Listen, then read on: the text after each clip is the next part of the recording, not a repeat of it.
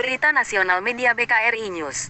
Terakreditasi di Kemenkumham RI berdasarkan SK nomor AHU 000887 AH0107 tahun 2018. Organisasi Barisan Kepemudaan Republik Indonesia bersama TNI, Polri bersinergi dan bersinkronisasi untuk membangun negeri serta membangkitkan sikap kritis terhadap lingkungan dan penegakan hukum. Hai kawan-kawan, semangat pagi! Kali ini kami akan membahas Undang-Undang Nomor 25 Tahun 2009 tentang Pelayanan Publik. Kami dari kelompok 3 yang terdiri dari Anis, Eko, Evi, Ina, dan Fijar. Agenda kali ini kita akan membahas 10 bab dari undang-undang ini. Jangan lupa tonton sampai habis ya. Dalam bab 1 Undang-Undang Nomor 25 Tahun 2009 ini berisikan tentang penjelasan mengenai beberapa istilah-istilah penting yang akan sering dipakai dalam undang-undang tentang pelayanan publik ini. Di antaranya adalah pelayanan publik, penyelenggara, atasan satuan kerja penyelenggara, organisasi penyelenggara, pelaksana, standar pelayanan, dan sistem informasi.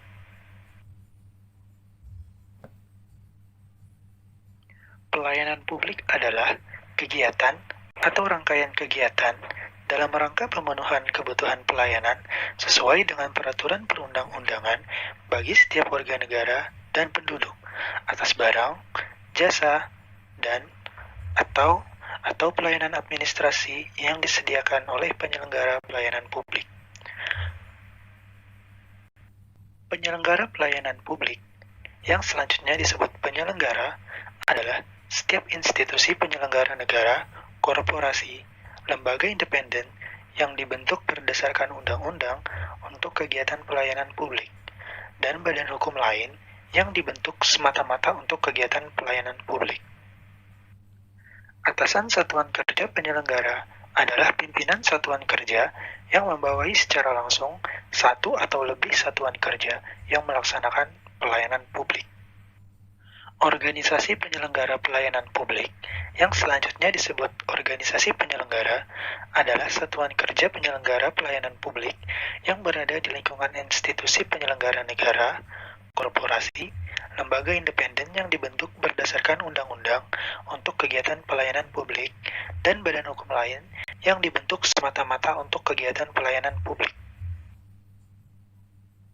Pelaksana pelayanan publik yang selanjutnya disebut pelaksana adalah pejabat, pegawai, petugas, dan setiap orang yang bekerja di dalam organisasi penyelenggara yang bertugas melaksanakan tindakan atau serangkaian tindakan pelayanan publik.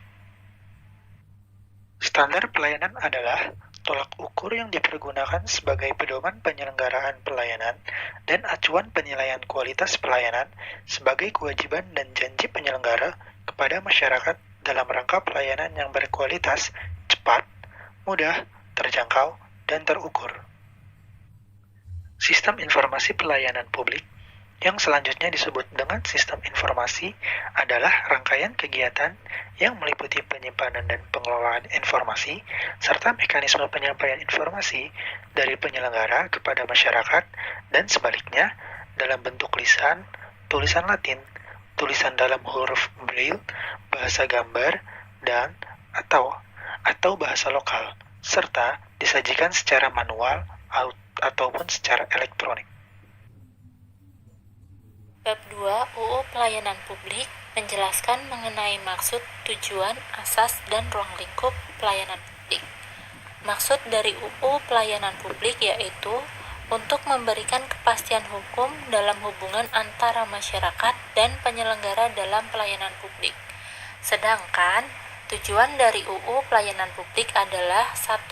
Terwujudnya batasan dan hubungan yang jelas tentang hak, tanggung jawab, kewajiban, dan kewenangan seluruh pihak yang terkait dengan penyelenggaraan pelayanan publik. Yang kedua, terwujudnya sistem penyelenggaraan pelayanan publik yang layak sesuai dengan asas-asas umum pemerintahan dan korporasi yang baik. Ketiga, terpenuhinya penyelenggaraan pelayanan publik sesuai dengan peraturan perundang-undangan.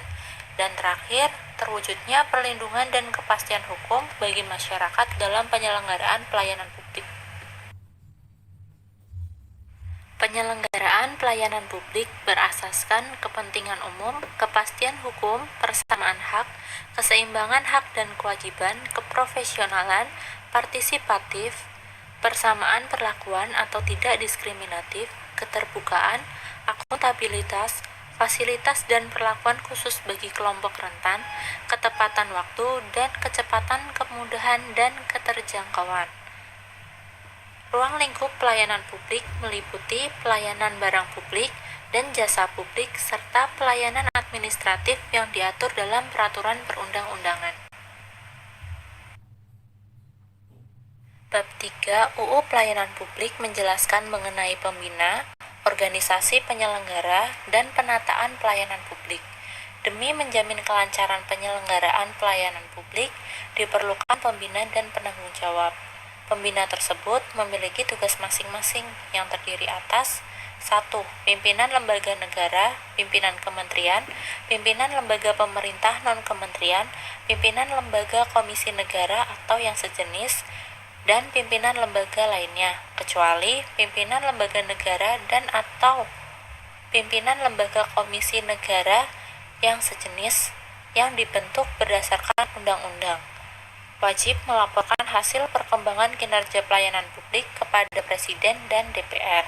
Kedua, Gubernur pada tingkat provinsi wajib melaporkan hasil perkembangan kinerja pelayanan publik masing-masing kepada DPRD provinsi dan Menteri. Ketiga, Bupati pada tingkat kabupaten wajib melaporkan hasil perkembangan kinerja pelayanan publik masing-masing kepada DPRD kabupaten atau kota dan Gubernur. Keempat, Wali kota pada tingkat kota wajib melaporkan hasil perkembangan kinerja pelayanan publik masing-masing kepada DPRD kabupaten atau kota dan Gubernur. Penanggung jawab adalah pimpinan kesekretariatan lembaga atau pejabat yang ditunjuk pembina. Penanggung jawab memiliki tugas mengkoordinasikan kelancaran penyelenggaraan pelayanan publik sesuai dengan standar pelayanan pada setiap satuan kerja, melakukan evaluasi penyelenggaraan pelayanan publik, dan melaporkan kepada pembina pelaksanaan penyelenggaraan pelayanan publik di seluruh satuan kerja unit pelayanan publik.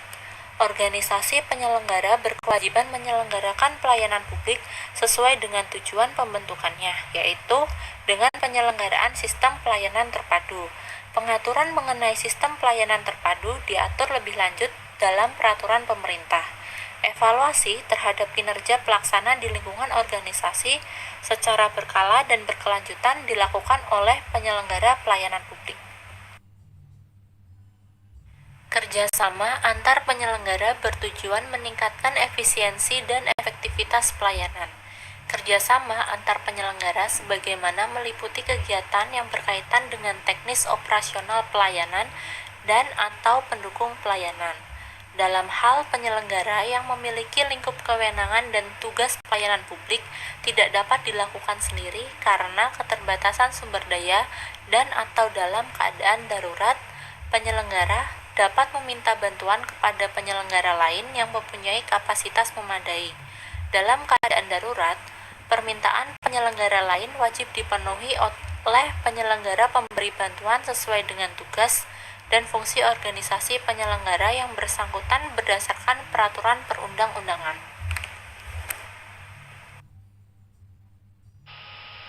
Berikutnya adalah bagian 5 tentang kerjasama penyelenggara dengan pihak lain. Untuk bisa melakukan kerjasama dengan pihak lain, diperlukan syarat sebagai berikut. 1. Pihak lain ini harus berbadan hukum Indonesia. 2. Kerjasama ini tidak boleh lebih dari 14 hari dan tidak boleh dilakukan pengulangan. Sedangkan untuk ketentuannya yaitu, perjanjian kerjasama dituangkan sesuai peraturan perundang-undangan dan berdasarkan pada standar pelayanan. Penyelenggara wajib menginformasikan perjanjian kerjasama kepada masyarakat. Tanggung jawab pelaksanaan kerjasama berada pada penerima kerjasama, sedangkan secara keseluruhan berada pada penyelenggara. Informasi tentang pihak lain dan penanggung jawab kegiatan harus disampaikan secara jelas oleh penyelenggara kepada masyarakat. Penyelenggara dan pihak lain wajib mencantumkan alamat tempat mengadu yang dapat diakses dengan mudah oleh masyarakat. Saat ini, kita akan masuk bab keempat, yaitu tentang hak, kewajiban, dan larangan. Bab keempat ini terdiri dari 3 bagian. Bagian pertama yaitu tentang hak dan kewajiban bagi penyelenggara. Penyelenggara mempunyai hak sebagai berikut: memberikan pelayanan tanpa dihambat pihak lain yang bukan tugasnya, melakukan kerjasama, dan mempunyai anggaran pembiayaan penyelenggaraan pelayanan publik dan lain sebagainya. Kemudian kewajibannya yaitu meliputi 1. Menyusun dan menetapkan standar pelayanan. 2. Menyusun dan menetapkan dan mempublikasikan maklumat pelayanan. 3. Menempatkan pelaksana yang kompeten, dan lain sebagainya. Selanjutnya adalah bagian kedua, yaitu tentang kewajiban dan larangan pelaksana. Pelaksana mempunyai kewajiban sebagai berikut: 1. Melaksanakan kegiatan pelayanan sesuai penugasan dari penyelenggara. 2.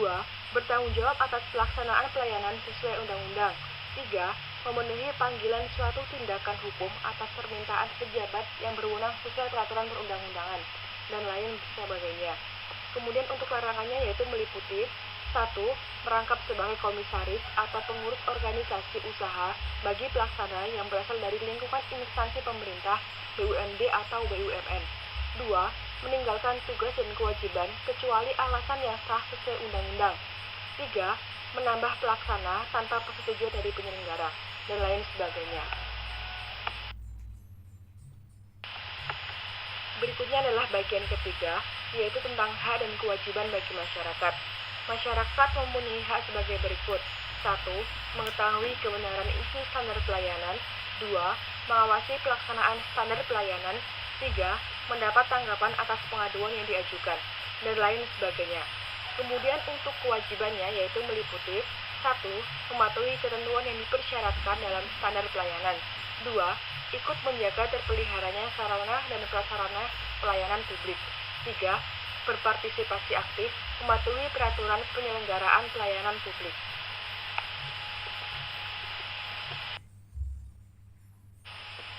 Saat ini kita akan masuk ke bab 5, yaitu tentang penyelenggaraan pelayanan publik. Pada bagian pertama, dibahas tentang standar pelayanan. Berkaitan dengan standar pelayanan ini, penyelenggara berkewajiban menyusun standar pelayanan dengan melibatkan masyarakat dan pihak terkait. Berikutnya adalah bagian 2, yaitu tentang maklumat pelayanan.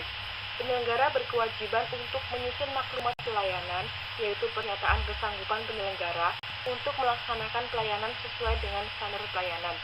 Maklumat pelayanan ini wajib dipublikasikan secara luas dan jelas. Selanjutnya adalah bagian ketiga, tentang sistem informasi pelayanan publik. Sistem informasi ini berisi tentang semua informasi pelayanan publik yang berasal dari penyelenggara pada setiap tingkatan. Sistem ini juga dikelola oleh penyelenggara, dan penyelenggara berkewajiban menyediakan informasi tersebut kepada masyarakat secara terbuka dan mudah diakses. Selanjutnya, bagian keempat dari bab ini mengatur tentang pengelolaan sarana, prasarana, dan atau fasilitas pelayanan publik. Penyelenggara dan pelaksana berkewajiban mengelola sarana, prasarana, dan atau fasilitas pelayanan publik secara efektif, efisien, transparan, akuntabel, dan berkesinambungan, serta bertanggung jawab terhadap pemeliharaan dan atau penggantian. Pelaksana wajib memberikan laporan kepada penyelenggara mengenai kondisi dan kebutuhan sarana, prasarana, dan atau fasilitas pelayanan publik dan pelaksana sesuai dengan tuntutan kebutuhan standar pelayanan.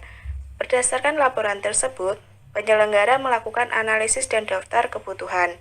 Nah, berdasarkan analisis dan daftar kebutuhan yang telah dibuat, penyelenggara melakukan pengadaan sesuai dengan peraturan perundang-undangan dengan tetap memperhatikan prinsip dalam pengelolaan sarana, prasarana, dan atau fasilitas pelayanan publik. Dalam hal penyelenggara yang bermaksud melakukan perbaikan sarana, prasarana, dan atau fasilitas pelayanan publik, wajib mengumumkan selambat-lambatnya 30 hari kalender sebelum pelaksanaan pekerjaan dimulai dan mencantumkan batas waktu penyelesaian pekerjaan secara jelas dan terbuka. Perbaikan tersebut dilarang mengakibatkan terhentinya pelayanan publik. Penyelenggara dilarang memberikan izin dan atau membiarkan pihak lain menggunakan sarana, prasarana, dan atau fasilitas pelayanan publik yang mengakibatkan tidak berfungsinya atau tidak sesuai dengan peruntukannya. Selanjutnya, terkait saham penyelenggara yang berbentuk BUMN dan BUMD yang berkaitan dengan pelayanan publik dilarang dipindah tangankan dalam keadaan apapun, baik langsung maupun tidak langsung. Apabila dilanggar, maka perbuatan tersebut batal demi hukum. Bagian kelima dari bab ini mengatur tentang pelayanan khusus.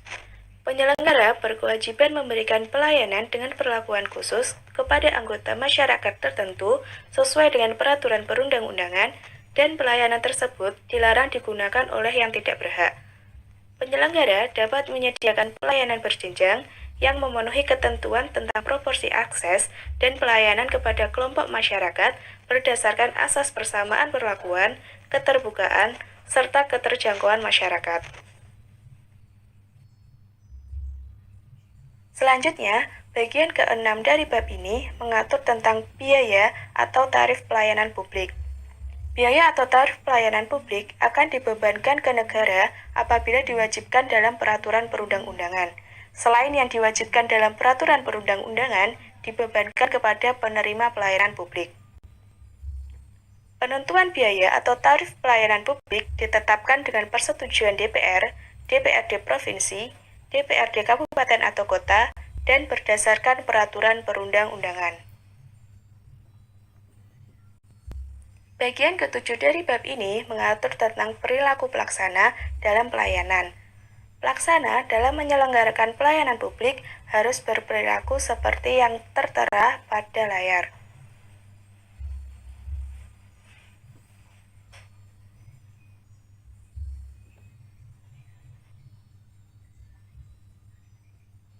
Selanjutnya, bagian ke-8 dari bab ini mengatur tentang pengawasan penyelenggaraan pelayanan publik. Pengawasan penyelenggaraan pelayanan publik dilakukan oleh pengawas internal dan pengawas eksternal. Pengawasan internal dilakukan melalui pengawasan oleh atasan langsung dan pengawas fungsional sesuai dengan peraturan perundang-undangan. Sedangkan pengawasan eksternal dilakukan melalui pengawasan oleh masyarakat berupa laporan atau pengaduan, pengawasan oleh ombudsman sesuai dengan peraturan perundang-undangan, dan pengawasan oleh DPR, DPRD Provinsi, DPRD Kabupaten atau Kota. Bagian ke-9 dari bab ini mengatur tentang pengelolaan pengaduan. Terkait pengelolaan pengaduan, penyelenggara berkewajiban, yang pertama, menyediakan sarana pengaduan dan menugaskan pelaksana yang berkompeten dalam pengelolaan pengaduan. Yang kedua, mengelola pengaduan yang berasal dari penerima pelayanan, rekomendasi ombudsman, DPR, DPRD Provinsi, dan DPRD Kabupaten atau Kota dalam batas waktu tertentu dan menindaklanjutinya. Kewajiban yang ketiga, mengumumkan nama dan alamat penanggung jawab pengelola pengaduan serta sarana pengaduan yang disediakan. Dan kewajiban yang keempat adalah menyusun mekanisme pengelolaan pengaduan dari penerima pelayanan dengan mengedepankan asas penyelesaian yang cepat dan tuntas. Bagian ke-10 atau bagian terakhir dari bab ini mengatur tentang penilaian kinerja. Penyelenggara berkewajiban melakukan penilaian kinerja penyelenggaraan pelayanan publik secara berkala dan dilakukan dengan menggunakan indikator kinerja berdasarkan standar pelayanan.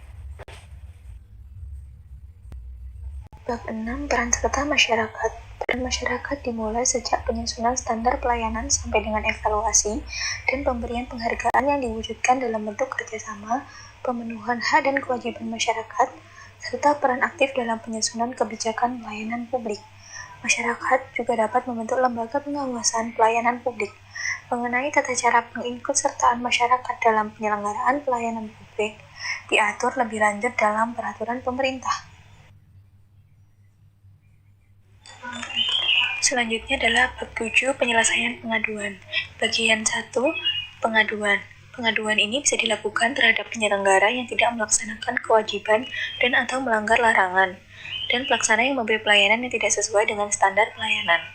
Pengajuan diajukan oleh setiap orang yang dirugikan atau pihak lain yang menerima kuasa untuk mewakilinya, paling lambat 30 hari sejak pengadu menerima pelayanan. Pengaduan ini disampaikan secara tertulis yang memuat yang pertama, nama dan alamat lengkap, kedua, uraian pelayanan yang tidak sesuai dengan standar pelayanan, dan uraian kerugian material atau imaterial yang dideritanya. Ketiga, permintaan penyelesaian yang diajukan, dan yang empat, tempat, waktu penyampaian, dan tanda tangan. Pengadu dapat memasukkan tuntutan ganti rugi dalam surat pengaduannya, dan dalam keadaan tertentu, nama dan identitas pengadu itu dapat dirahasiakan.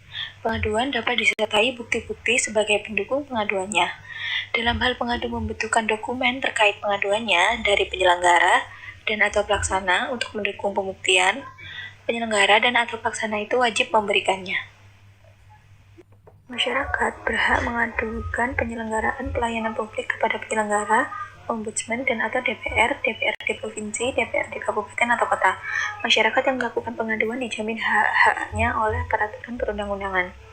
Atasan Satker penyelenggara berwenang menjatuhkan sanksi kepada Satker penyelenggara yang tidak memenuhi kewajiban dan atau melanggar larangan. Atasan pelaksana menjatuhkan sanksi kepada pelaksana yang melakukan pelanggaran. Pemberian sanksi dilakukan berdasarkan aduan masyarakat atau berdasarkan kewenangan yang dimiliki oleh atasan sesuai dengan peraturan perundang-undangan. Penyelenggara dan atau ombudsman wajib memberikan tanda terima pengaduan yang sekurang-kurangnya memuat identitas pengadu secara lengkap, uraian pelayanan yang tidak sesuai dengan standar pelayanan, tempat dan waktu penerimaan pengaduan, dan tanda tangan serta nama pejabat atau pegawai yang menerima pengaduan. Penyelenggara dan atau ombudsman wajib menanggapi pengaduan masyarakat paling lambat 14 hari sejak pengaduan diterima, yang sekurang-kurangnya berisi apakah informasinya lengkap atau tidak.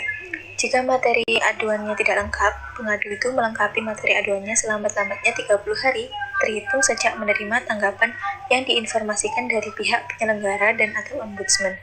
Apabila berkas pengaduan tidak dilengkapi dalam waktu 30 hari tersebut, pengadu dianggap mencabut pengaduannya. Selanjutnya di bagian 2 adalah penyelesaian pengaduan penyelenggaraan pelayanan publik oleh ombudsman. Ombudsman ini memiliki kewajiban menerima dan berwenang memproses pengaduan dari masyarakat mengenai penyelenggaraan pelayanan publik sesuai dengan undang-undang ini. Menyelesaikan pengaduan masyarakat apabila pengadu menghendaki penyelesaian pengaduan itu tidak dilaksanakan oleh penyelenggara. Lalu membentuk perwakilan di daerah yang bersifat hierarkis untuk mendukung tugas dan fungsi ombudsman dalam kegiatan pelayanan publik.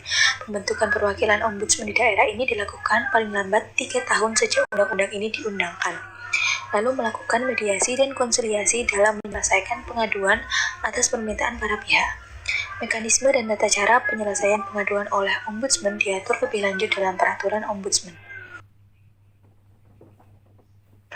Bagian ketiga yaitu penyelesaian pengaduan penyelenggaraan pelayanan publik oleh penyelenggara pelayanan publik. Penyelenggara wajib memeriksa pengaduan dari masyarakat mengenai pelayanan publik yang diselenggarakannya.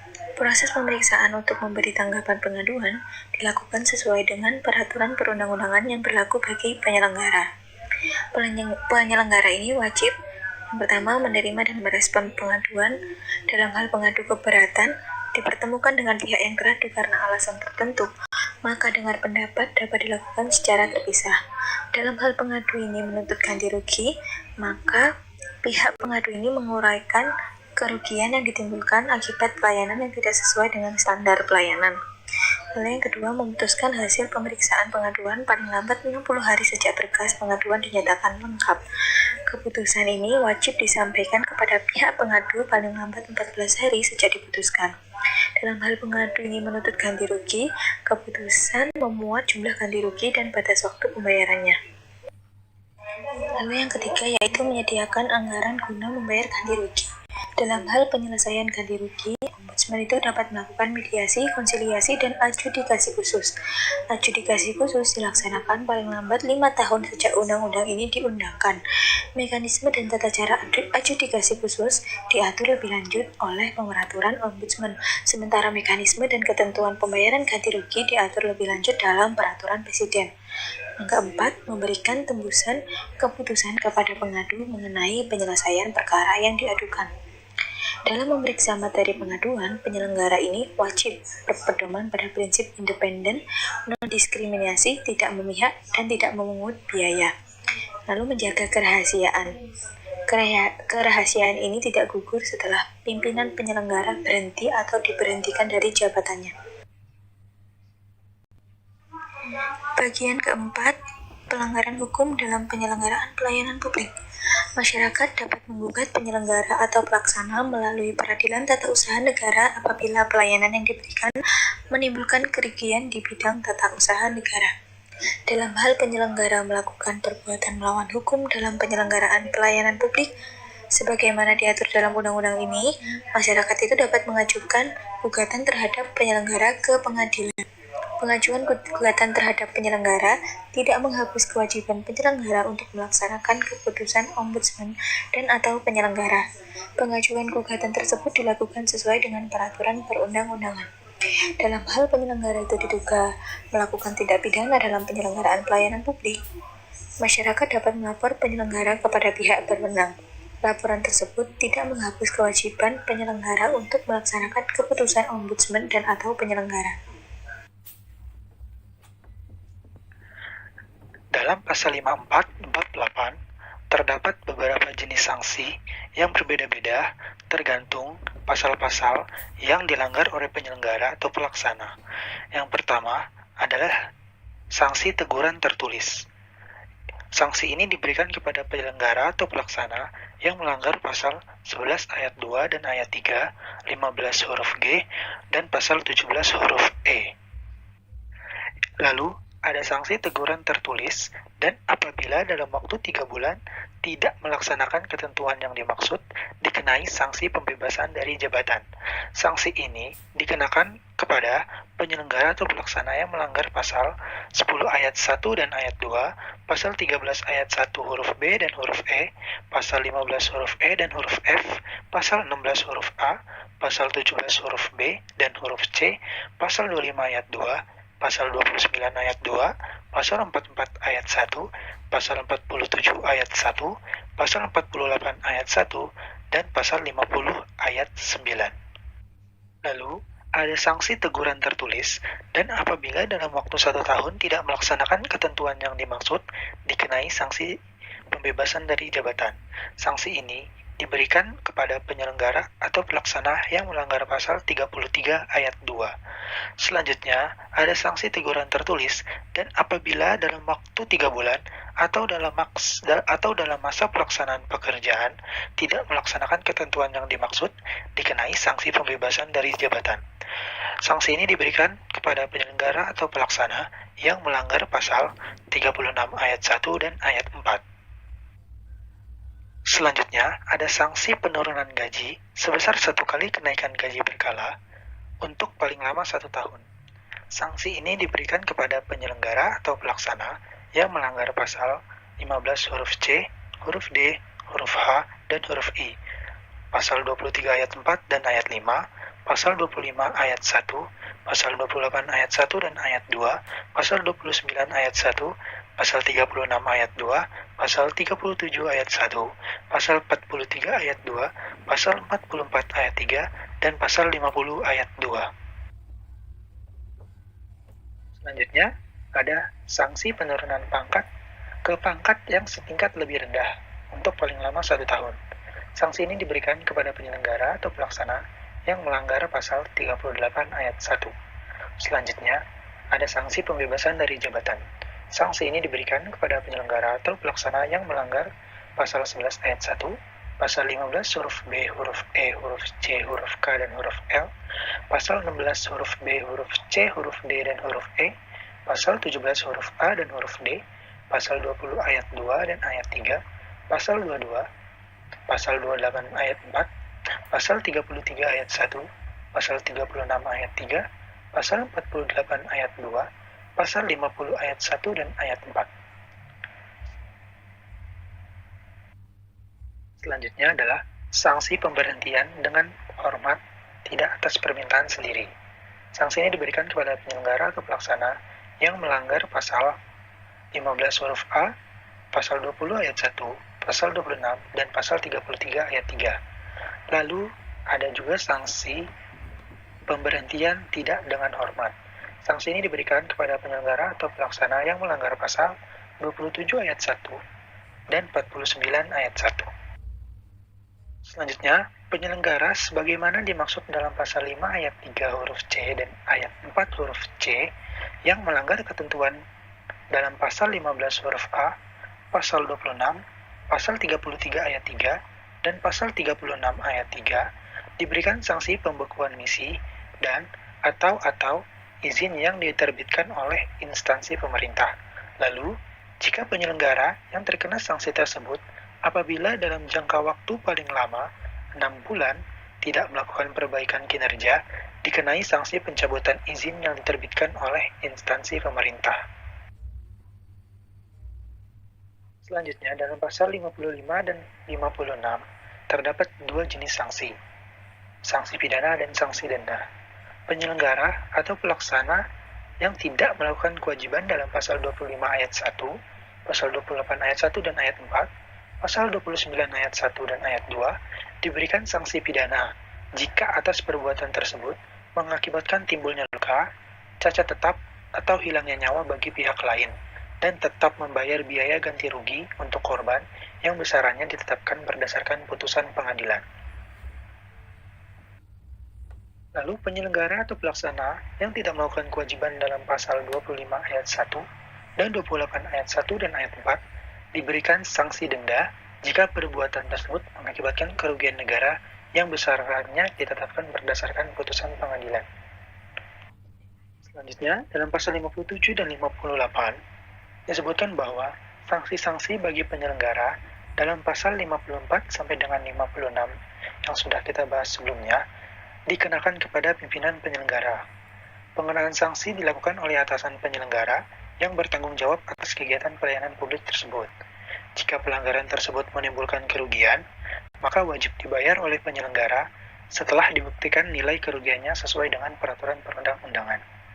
Dan lalu pimpinan penyelenggara dan atau pelaksana yang dikenai sanksi-sanksi di atas dapat dilanjutkan pemrosesan perkara ke lembaga peradilan umum apabila penyelenggara melakukan perbuatan melawan hukum dan atau penyelenggara melakukan tindak pidana. Selanjutnya dalam bab 9 ini mengenai tentang ketentuan peralihan hanya terdapat satu pasal, yaitu pasal 59 yang menyebutkan bahwa pada saat undang-undang ini berlaku, semua peraturan atau ketentuan mengenai penyelenggaraan pelayanan publik wajib disesuaikan dengan ketentuan dalam undang-undang ini paling lambat selama 2 tahun. Selanjutnya adalah bab 10 dan merupakan bab terakhir dalam undang-undang tentang pelayanan publik ini. Dalam bab 10 ini akan membahas mengenai ketentuan penutup dan terdiri dari 3 pasal, yaitu pasal 60, 61, dan 62. Dalam bab 10 ini ada beberapa poin penting yang harus diketahui. Yang pertama, peraturan pemerintah mengenai ruang lingkup pelayanan publik, sistem pelayanan terpadu, pedoman penyusunan standar pelayanan, proporsi akses dan kategori kelompok masyarakat, tata cara pengikutsertaan masyarakat dalam penyelenggaraan publik, serta mekanisme dan ketentuan pemberian ganti rugi harus ditetapkan paling lambat 6 bulan sejak undang-undang ini diundangkan. Lalu, penyelenggara harus menyusun, menetapkan, dan menerapkan standar pelayanan paling lambat 6 bulan sejak undang-undang ini diundangkan. Selanjutnya, kewajiban negara menanggung beban pelayanan harus dipenuhi selambat-lambatnya dimulai tahun anggaran 2011. Lalu undang-undang ini mulai berlaku pada tanggal diundangkan, dan agar setiap orang mengetahuinya, maka pengundangan undang-undang ini ditempatkan pula dalam lembar negara Republik Indonesia. Sekian ya kawan-kawan, terima kasih, semangat pagi!